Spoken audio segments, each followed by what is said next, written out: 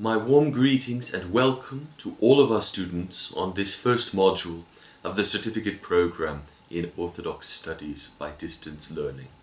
It is a distinct pleasure to be able to welcome those of you who have signed up for this new certificate program and who are now beginning your studies as part of the Institute's first cohort on this course.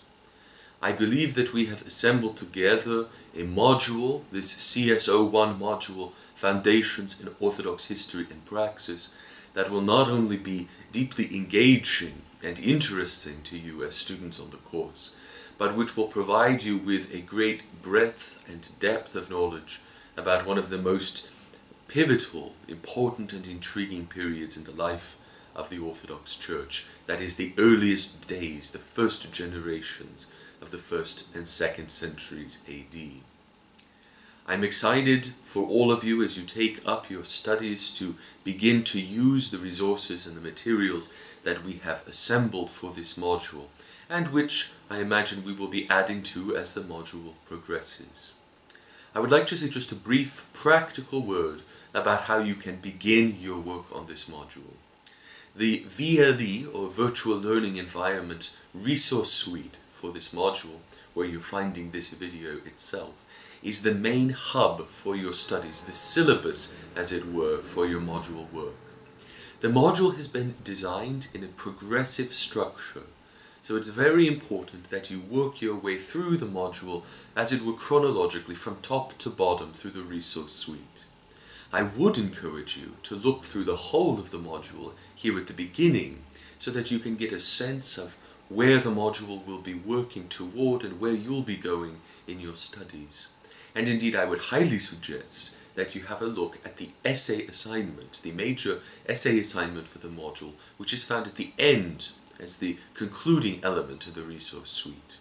While you should not begin your work of writing on this essay until much later, when you have completed the previous elements, it is good for you now to see what the essay options are, so that as you study, you can begin thinking about topics that may be of interest to you particularly, as the essay is designed with multiple options, so that as you study across this module, which covers a variety of different and interrelated topics, you can choose one of most interest to you at this stage in your studies and write your essay on this.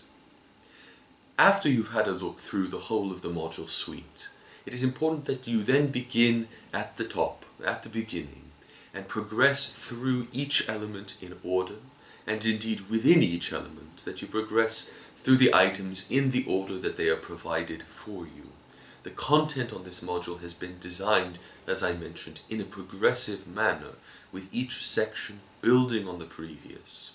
So it is important that you follow these steps, though of course one of the great benefits of a distance learning module is that you may progress at your own pace.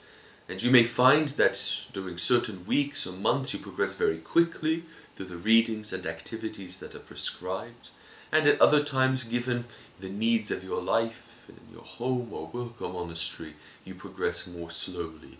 This is perfectly acceptable and part of the structure and design of this course. I would encourage you very strongly to become active and interactive in your work in this module. There are forum assignments which will require of you to post constructive texts and to respond to others. But I would encourage you to go well beyond the mere requirements of these assignments and to use the forums to engage in ongoing discussion about points that intrigue you, points that mystify you, knowing that not only will your instructors but also your peers and fellow students read and comment and contribute their responses and their own posts to these discussions. I would encourage you also to spend time each week in your blog. You will find a document within this resource suite that describes how to begin using your blog for the course.